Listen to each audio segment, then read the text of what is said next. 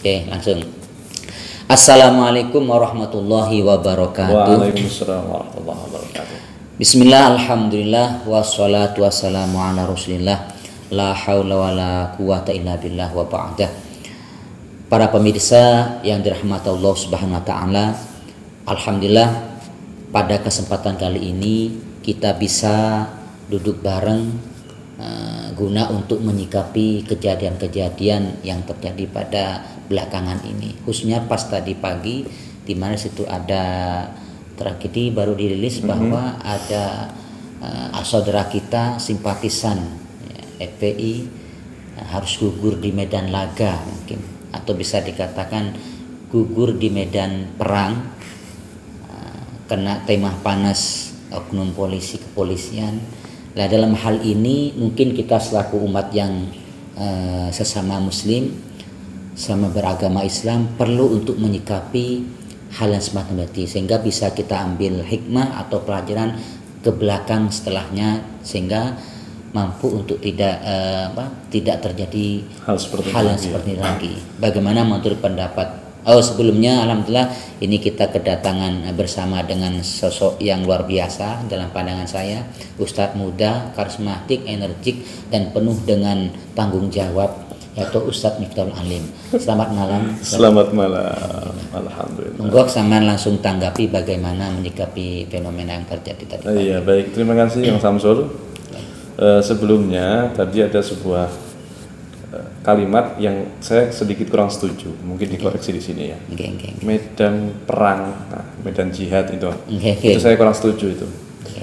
Karena sejatinya ya pertama kita prihatin, tentu kita prihatin dengan adanya korban. Ya. Apalagi sampai 6 kan, sesama muslim kita prihatin. Tapi kalau itu dikatakan jihad, saya tidak setuju. Karena kalau kita melihat dari runtut kronologinya, mereka itu berusaha untuk melawan pihak yang berwajib, yang ingin petugas yang ingin menegakkan sebuah hukum. Nah, dalam pandangan Islam di sini ya tentu tidak bisa dikatakan jihad. Artinya kan petugas itu kan dalam tanggung jawab pemerintah, dan pemerintahan yang ada di Indonesia ini pemerintahan yang sah, yang dipilih secara demokrasi, ya kan, dan telah disepakati. Jadi apapun aturan yang telah ditegakkan, maka harus kita taati seperti itu. Harus diamini juga. Betul. Tapi kalaupun sampai ada kejadian seperti ini, ya tentu kita prihatin juga ya. Tentu kita sangat menyayangkan. Kenapa kok sampai ada korban jiwa? Itu yang kita sangat sayangkan sekali. Terima kasih Pak Ustadz. Tapi kalau dilihat di media tadi pagi itu, mereka memang sudah dibekali dengan persenjataan. Berarti kan memang sudah ada niatan untuk istilahnya apa nggih? Betul-betul di situ sudah ada. Sudah siap. Siap betul ya. Betul. Itu bagaimana itu menanggapi kalau hal kita ini? Lihat dari press release yang dikeluarkan oleh Polda ya. Memang ada beberapa barang bukti berupa senapan, senjata api, terus kemudian ada beberapa senjata tajam, itu memang ada dipersiapkan. Nah, ini apa namanya, yang mungkin yang harus dicari ini orang yang mendanai itu, yang mempersiapkan itu, apakah dia secara individu atau memang ada kelompok yang ada di belakangnya. Karena ini sangat menampar persatuan Indonesia gitu. Nah, kalau memang di belakangnya ada kelompok-kelompok yang memang sengaja untuk menciptakan situasi seperti ini, kan berbahaya untuk Indonesia ke depannya. Mungkin ini perlu ditanggapi juga dari pimpinan ormas tersebut, agar tidak salah pandangan masyarakat, kan bisa menjatuhkan marwahnya juga kan. Dan kalau kita lihat Kang Hamsul, ini korbannya masih muda-muda semuanya. Masya Allah. Ya mungkin umur sekitar 20 sampai 30-an. Ya jiwanya kan masih istilahnya semangatnya masih tinggi gitu loh. Jadi tapi yang sangat disayangkan di sini, semangat tinggi itu hanya menjadi semangat belaka. Artinya tanpa memperhitungkan efek sampingnya. Kalau sudah kejadian seperti ini, siapa yang paling dirugikan? Ya, siapa? Mungkin pihak keluarga. Betul, pihak keluarga yang paling dirugikan. Tidak lain dan tidak bukan. Ya. Apakah orang yang sengaja untuk menciptakan situasi seperti ini dia mau bertanggung jawab? Ya, ada pertanyaan yang besar itu harus tanya itu. Tidak kan? Tidak. Mereka kan lepas tangan. Ya mereka justru akan membuat situasi seperti ini menjadi percikan api baru untuk memprovokasi anggota yang lain.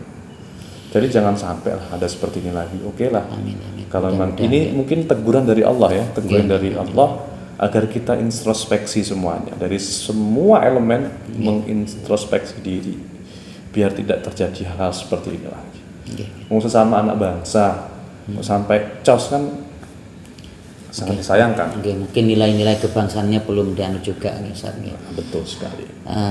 Kemudian Ustaz juga mungkin yang perlu pandangan Ustaz bagaimana agar jiwa-jiwa muda ini terarah, jadi semangat terarah, apa yang perlu dibenahi untuk jiwa muda yang dibekali lah agar tidak salah dalam mengartikan apakah itu jihad yang lainnya itu dari mana itu istilahnya itu kita untuk memberi penanaman yang benar secara Islamnya seperti apa kita ini bagaimana itu Ustaz? Kalau prinsip saya simpel alhamdulillah. Jadi di negara Indonesia konsepsi jihad itu bukan lagi mengangkat senjata. Masya Allah. Kenapa? Ya karena negara damai. Sudah damai. Siapa sudah yang mau kita lawan? Iya kan? Kita juga ibadah.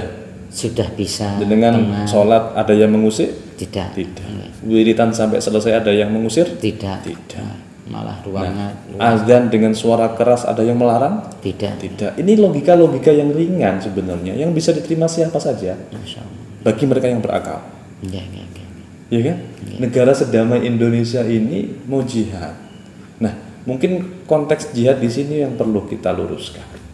Artinya jangan melulu memaknai jihad itu selalu kehancuran, peperangan, harus membunuh orang dan lain sebagainya. Jangan. Ini konsep yang perlu diluruskan.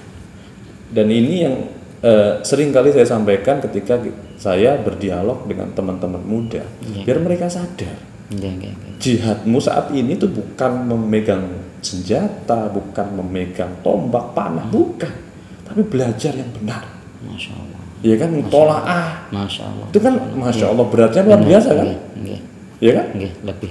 Kang Samsul sendiri lebih memilih mana? Disuruh mutola'ah, murojaah, tikror, menghafal, terus kemudian sampai disuruh ke sawah. Lebih memilih mana? Lebih memilih mana? Ke sawah. Karena memang berat gitu loh. Iya kan? Iya, benar. Nah, ini jihad yang memang benar-benar yang harus diaktualisasikan di era saat ini. Untuk anak muda diarahkan bahwa jihad mereka itu adalah yang ditaklim belajar. Kalau untuk dari orang tua Ustaz, mungkin kan? Kalau orang tua ya jihadnya ya apalagi ya mencarikan bekal. Masya Allah. Ya kan? Mencarikan bekal kepada anak-anaknya agar mereka dapat bersekolah kan gitu. Cari yang halal. Yang halal tentunya, yang halal yang baik ya. Nah, itu jihadnya. Jangan kok jihad apa-apa diartikan selalu perang. Nah, oke lah boleh perang, tapi bukan perang melawan orang lain. Iya. Tapi melawan hawa nafsu kita. Masya Allah. Berat kan Samsul ya? Berat. Itu sampai sekarang tidak pernah menang saya Ustaz. Nah, kita sering dipeluk-koto oleh hawa nafsu, kita dibujukin, ini kamu jihad, ini kamu jihad. Ternyata kita berbuat jahat. Itu kan dipeluk-koto hawa nafsu sendiri kan? Iya. Masya Allah. Nah itu. Luar biasa, alhamdulillah jadi dapat pencerahan bahwa jihad itu ternyata tidak seperti yang kita pahami selama ini. Ternyata luas sekali lingkup jihad itu. Bahkan terutama untuk sekarang jihad itu bagi kaula muda adalah khususnya untuk anak muda yang Islam, muslim muda memperkuat ilmu pendidikannya dengan semangat belajar. Dan untuk orang tua senantiasa semangat mencari rezeki yang halal untuk menafkahi anak agar mendapat ilmu barokah. Terakhir, closingnya Ustaz mungkin yang disampaikan sebagai. Lalu siapa yang salah dari kejadian ini sehingga ada 6 korban? Yang salah adalah orang yang memprovokasi. Yang salah adalah orang yang mendoktrinasi kepada mereka, kepada penganutnya untuk melawan aparat. Itu yang salah. Yang perlu dipersalahkan itu bukan aparatnya. Secara tidak langsung berarti ini mah sudah terkoordinir. Sudah ada yang istilahnya ada yang membackup di belakang sehingga berani dengan. Oke, baiklah pemirsa sekalian yang rahmat Allah Taala, sebagaimana telah dipaparkan beliau, luar biasa banyak pencerahan bagi kita bahwa pertama jihad itu tidak hanya sebatas kehancuran apa lain, bahkan untuk pemuda muslim khususnya pada era ini adalah jihad mereka adalah mempertebal iman, memperkaya ilmu sehingga nanti bisa mampu menghadapi di masa yang akan datang. Yang kedua, bagi orang tua senantiasa jihadnya adalah mencari rezeki yang halal agar nantinya diberikan sebagai nafkah untuk anak dan anak mendapatkan ilmu yang barokah. Alhamdulillah ini merupakan sebuah pemikiran yang luar biasa dari beliau, Ustadz Muftul Alim, Ustadz muda yang senantiasa selalu terus menerobos ke kaula muda untuk memberikan pemahaman tentang Islam yang benar. Mudah-mudahan bincang-bincang singkat bermanfaat, bukan begitu Ustadz? Amin. Mungkin alhamdulillah.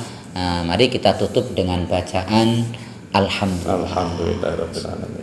Terima kasih, ketemu dengan channel kita yang baru. Assalamualaikum warahmatullahi wabarakatuh.